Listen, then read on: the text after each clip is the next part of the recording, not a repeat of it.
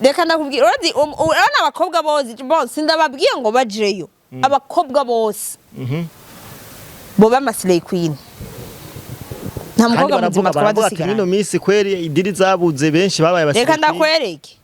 hari abatama ngaho bamwe bita abashuga daddy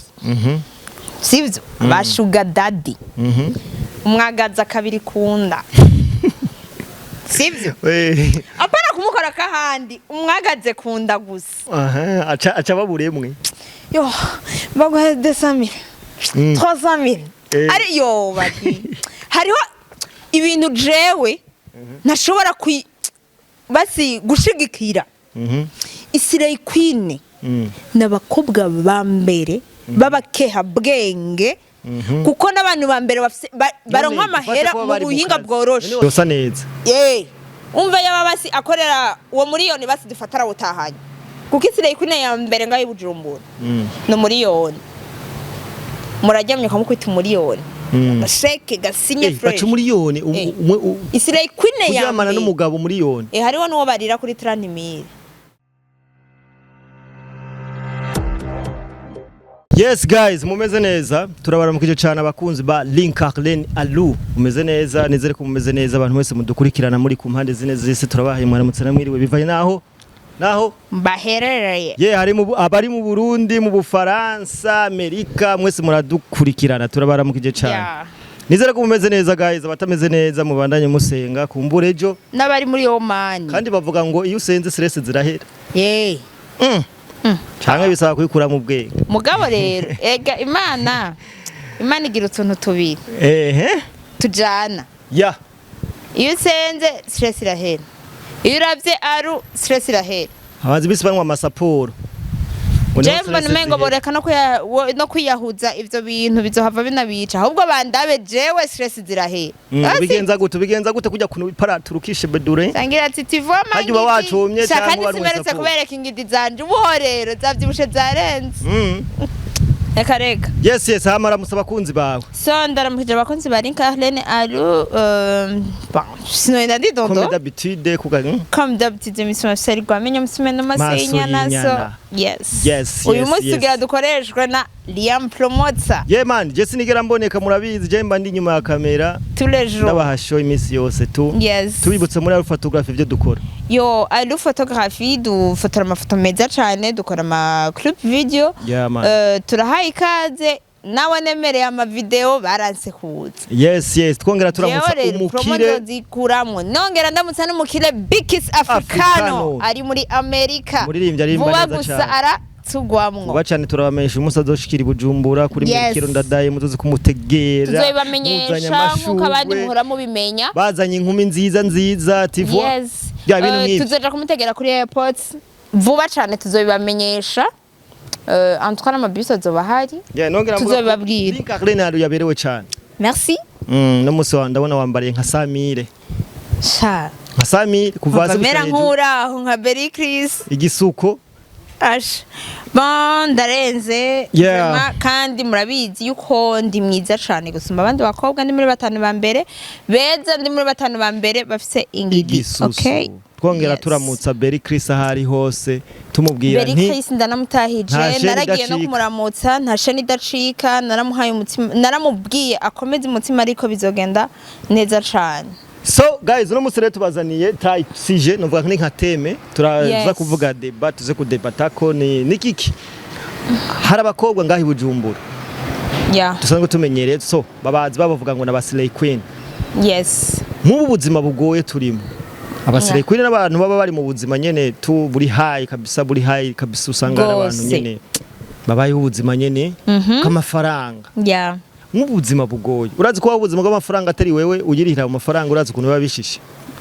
nk'ubuzima bugoye ubuzima usanga wabuza agatoro ko kwideplasa dushaka tuvuga ati babayeho gute bisanzwe ubibona gute babayeho gute mu buzima ugerageje gusesangura abo mwita abakobwa Slay Queen abakobwa Slay Queen cyambere je novuga yuko ari abakobwa umengo ntibazi ivyo barimo kuko n'abakobwa bo kujya muguri gusa n'abakobwa bo kujya inkoko gusa n'abakobwa bo kunwa imivinyo bo kunwa zimbye gusa inzoga nyene ziri kuri kuri level nyene sinzi sivyo man ikindi naco no bivuga n'abakobwa bazi yuko arabo kugendera mu miduga ikaze gusa kaze batagutse canke batazi nuko ni gitoro umuntu yakiruhiye wowe muhungu uje kurondera igitoro canke umugabo sinzi urafise igisireye kwine hiyo uratigise gigi uratonze uranashikirwa umvise apeli yo shushu imutsi urasohoka bimeze gute sheri aho ntazi ko waraye amajoro utonze ntaze amajoro warayitonze rero ukaca namubwira ati yo ndatondeye igitoro sindakironka kandi siniteze kukironka ubunyene avuga ati kama uyu sinzi n'ivyo arimwo sinzi yaba yarafise n'abantu bazinanye nta bantu bazinanye barenze afise ntatesa umva acabona umengo aca mukasa direct ngaha baronse uwundi akaca arondera uwundi kubera ko wamujanye mu buzima bugoye none abariko aramuruhisha deja ngaha bamutelefone kandi agenda kumukonsoma amahera yiwe isireye kwine ntisorora ijya amahera y'umuhungu canke y'umugabo kandi kazana n'ibibazo mu rugo rwawe okay hari umukobwa w'isireye kwine urigera ubona ajana n'umugabo areke kugira ibibazo mu rugo rwiwe imivumo imikoshi kwamara karashwana n'umugore kwamara karashwana n'umusheri baba bakundanye byava biteguranye kugira mariage umva usanga biri ari kaja mu izo ngorane rero ko usanga isireye kwine ukuntu zica zimera bobo nizo kubegwa gusa kubegwa kuginoti ataruhiye ivyo bintu rero je biranstressa kandi namanda bivuze kenshi isireye kwine shaka muce ubwenge mbega basi okay ayo mafaranga baba kandi rero sha isireye kwine n'abakobwa bambere baronka amafaranga bazikora nk'amafaranga hone menshi ariko ngo barajya nabi voilà nivyo ngira mvuga nta migambi bagira yaba aha mu Burundi hari ozi muri Kenya ndakunda isireye kwine zaho muri Kenya isireye kwine zaho usanga zifise n'imiduga muganga ino zirakubiswa yambare magaze gusa kandi ababona kumenga ararenze ishakoshi ya magazin ni ona ikintu cyose magaze ikiratu cha magaze impuzu za magaze umengo ni umva ziba zamaze kwiyakira tuvuge ko ari abantu bahombye rero bari mu bantu bahombye n'igihugu bien sûr kuko yabisireye kwine zikora just zigira hari isireye kwine okay naguciriye hari isireye kwine uzi yatanze akazi kaboneka mu gihugu kavuga ivahe kuko yari photography wampaye akazi ivahe ntani je baranyita isireye kwine 5 jewe ari abantu benshi bavuga ngo wewe ngo tuko turakuraba ngure isireye kwine kwa yes natural ndavyakiriye mugabo yimari ikintu je n'amafaranga y'umuntu njya ndisumira ndi basi nofuma mbura mugabo nagerageza badofuma créer agence basi ya isireye kwine agence bavuga ati kujya kwa Apotre King Diodone yuguruje agence y'indege izo ide zawe zo gukrema ama agence nizi wawo kuko babo nta maide nkayo bafise nta vyunguka bigera biyumvira mu mitwe yawo kandi mu buzima bugoye umva nabo baca bashikiga barakubititse nje ndibaza abasireye kwine yo kena wewe isireye kwine zirakena Nizigera zike isireye kwine n'abakobwa umva n'abantu bambere bategera babura amafaranga umva isireye kwine zaramaze kwishira mu mugwi cambere nta mafaranga babura kandi bama batagase bama bari ku mwanya kandi ntibasiba mu kabari igiciro n'igishake kiduge inzoga n'izishake zibure bafuma bandwe imivinyo yofuma nwa saporo mugakarara borewe canke ki isireye kwine original uko bimeze isireye kwine kandi rero ngaha mu Burundi bon ntibimariye ikintu vraiment mu gisireye kwine zo ngaho mu mahanga usanga zimariye ikintu zihagaze neza bari different na bino none ndakubaze harumu kuko bino ni moto rega ntayo bagira yo muyisite ndakubaze iyo isireye kwine ivuze ko ishobora kujya itarusha wowe ubwawe ubaha image yihe kugwaruka nubukeha bwenge kuko nta ujya atarusha ariko bo bajya batarusha Jaka kumenya zo strategy bakoresha zo strategy bakoresha ukuntu ashobora gusomesha umuntu erega reka ndakubwira urabona abakobwa bose ndababwiye ngo bajeyo abakobwa bose bo bamasireye kwine nta mukobwa muzima twaba dusigaranye ino Misi kweri idiri zabuze benshi babaye abasirikwi reka ndakwereke hari abatama ngaho bamwe bita abashuga daddy sivyo abashuga daddy umwagaza kabiri kunda sivyo apana kumukora kahandi umwagaze kunda gusa aca baburemwe yo baguhe 200,000 300,000 ari yo bati hariho ibintu jewe ntashobora basi gushigikira Isirayeli n'abakobwa ba mbere babakeha bwenge kuko n'abantu ba mbere baronka amahera mu buhinga bworoshe niwe usanga bari mu kazi buze ntibutandukanye nawe ntaco mugabo apana imisi yose ko yukoze kwama muri kakazi nyene niko hinduka akiha agaciro arondera imitahe baca bavaye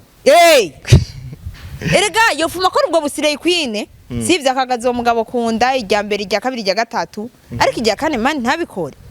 sivyo amuhaye izo miliyoni arashobora no gukorera wana ukwezi kumwe si mukozi wa leta ugasanga arafite miliyoni 10 mu nzu zitanu sivyo kandi ko yarose nikayajya none yaraza kubera usanga bisiga amavuta zimvye kugira bagume ni kubera ikinoni baba mu ubwo buzima umva baba bashaka bagume bababona ko ari bashasha abasirayeli nibwo buzima babayeho baba bashaka bagume babona ko ari bashasha babona ko batagase bambare impuzu kandi impuzu yose isohotse Isirayeli n'umukobwa wa mbere atangura kwambara impuzu isohotse ngaho ibujumbura ko baravuga ko aribo ba mbere baja mu birori voilà numva atari sawa ni sawa gute kandi baba bari mu bintu bitunguka gute erega bakorera amafaranga bariraho nyene ntibakorera amafaranga yubaka projet yaba bakorera basa amafaranga bakaca baja kubaka projet byo bari fresh byosa neza umva yaba basi akorera uwo miliyoni basi dufatara utahanye kuko Isirayeli ya mbere ngaho ibujumbura no miliyoni murajyamye kamukwita miliyoni Sheke gasinye fresh bacu miliyoni Isirayeli ya kujamana n'umugabo miliyoni hariho nuwo barira kuri 30,000 arazimbutse yewe yarazimbutse no wanyuma aracari kariga basi akazi sivyo ujya yakamiritse yikomeje sivyo yikomeje no miliyoni dufata miliyoni arawuciye aragize iki arabitse mu nzu ya business irakaze akuyemwo ayinzu canke ntana yakuremwo akamubwira yo sheri sindari hinzu ayo mahera rero ugaca usanga agiye kugura icambere impuzu isohotse ikirato umva arasiga isuko gishasha arasiza inzara sivyo nta no kwiyumvira kugura stock ariko baravuga ntaguciriyemwe baravuga ngo abakobwa kugira be Isirayeli keshe arashobora kuba yarahemukiwe yareka n'umuhungu kubura Isirayeli none barubaka nta Isirayeli yubaka ishobora nta Isirayeli bana n'umugabo kubera iki ntabo mushobora oya none wowe ushobora Isirayeli gute impuzu isohokera iwiwe ikirato gisohokera iwiwe ishakoshi isohokera iwiwe akanu kose gasohotse kerekeye umukobwa ega n'urupangu wo rujya nari bama baziri umva Isirayeli nizo kugendana n'abantu bikomeje barenganye bafise inoti kabajene atamahera imiduga hariho abajene bikomeje ngaha hanze afise just ugasanga afise nk'abagenzi babajya bijya bipapa akavuga ati jewe basi kugira ngo nawe ubeho neza ndagusumira nta kimwe umva kemera kumusumira umukobwa uwo muhungu ugasanga kandi anategura mariage kubera ko ari kagendana n'abagabo badafisaha sivyo hari abagabo ngaha hanze bikuramwe ubwenge umengo buraroka bakaca bakunda Isirayeli bakaca bakunda Isirayeli imisore rero kwaje usanga nabo barako barategura mariage bon dufate hari abatipe biharaza bakagenda kurondera ubuzima hanze bon apana hanze cyane dufate Dubai baragiye kurondera ubuzima Dubai baragarutse bararondeye amafaranga baraje sivyo ikintu cambere bashika tujye ubuzima kujya ubuzima bajya ubuzima bari kumwe n'abakobwa uwo mukobwa ntazi icakora ngaho ibujumbura barazi ko hari abakobwa ubu babesha kwanza ubuho nabonye no mu bagore vyashitseyo bakabesha yo shushu ejo nzoba ndi kwishuri hehe kuri kurarera umwana kwishuri he uri abari kararera umwana akaca basha ngo ejo nzoba ndi kwishuri ngo nzokwiga kandi ngo mfise tepe rero kubera ko kaniye kumvise yuko umukobwa babana karavuga ngo yo ejo basha ndafise tepe acha kavuga kuri iyo Slay Queen bitariza ariko iyo Slay Queen bitariza haro Slay Queen ziba zaciye kwishuri Slay Queen menshi ntiyize basha none wumva batabaciriritse mugabo asa neza barutabizi yego none kwere kibatiga none ndako erega Slay Queen itangura kunanira nikiri wawe hama bagashwimura abavyeyi bararuha bagaca bashwimura nubuhe budasa ni leta dukanira hagati Marayane na Slay Queen bon Marayane bavuze umukobwa yidandaza agurisha umubiri kugira Imaraya nibajya hariho Imaraya kanshi babijamwe bivanye n'ubuzima yabuzirasiyo akaca yemera akagenda kuribwa muguri kugira ronkirasiyo umva ntabikoze kubera ko abikunda benshi niko bimeze muga Slay Queen iryo nirindi zina Slay Queen yarikomeje ku rwego rutanavugwa sangari yubatse hama Slay Queen nayo bitangura ryari Slay Queen itangura mu gihe abashaka life yiwe ya bien sivyo yoroha kandi ugasanga ari bezwa abavyeyi babura mugana wazikeneye bon oya ntitwabifatiraho kuko hariho Slay Queen zifise amafaranga iwawe ugasanga abavyeyi vraiment ntaco baburanye ariko urabaye Slay Queen impanuro twotaka mu kiganiro kugira ngo zifashe benshi impanuro je notanga kuko naho novuga ngo heba ntibobiheba nukuri kandi muza kumbona nk'umwana mubi mugane mwagenda kwiyumvira neza muza kumva ariko je ndiko ndavuga byo ngo Slay Queen bujemo ko naho nakubwira bihebe ntubiheba bijemo ariko bijemo ufise nga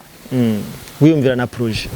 wiyumvire projet kugira ngo utanga akazi ku Burundi gwaruka ni gute ntashobora kubijamwo ntaguciriyemo hama hari abantu iyo turi ngaho nyene impanuro uri kuratanga ushobora kubijamwo hanyuma kubera ko ubuzima ariyo bwaguhamagarariye ariko ugazogira igihe ukabiheba bivanye nuko wabyungukiyemo none urabona ko byoshika nk'ubwo buzima bakunguka bakabiheba ego bon erega ivyo hariho intahe nigeze kuraba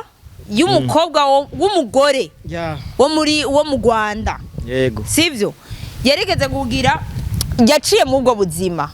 yarabaye Slay Queen kandi kuba Slay Queen si bibi uri kurimenyereza kubaho ubuzima bwiza udafise sivyo maze kuburonka ugaheba umaze kuburonka ucubiheba mugabo ufise projet ugakora iyo projet sivyo umaze gukora iyo projet iyo projet izosaba abakozi shiramwo ubwo gwaruka kugira ntiruzoje kumera nkuko wabaye wewe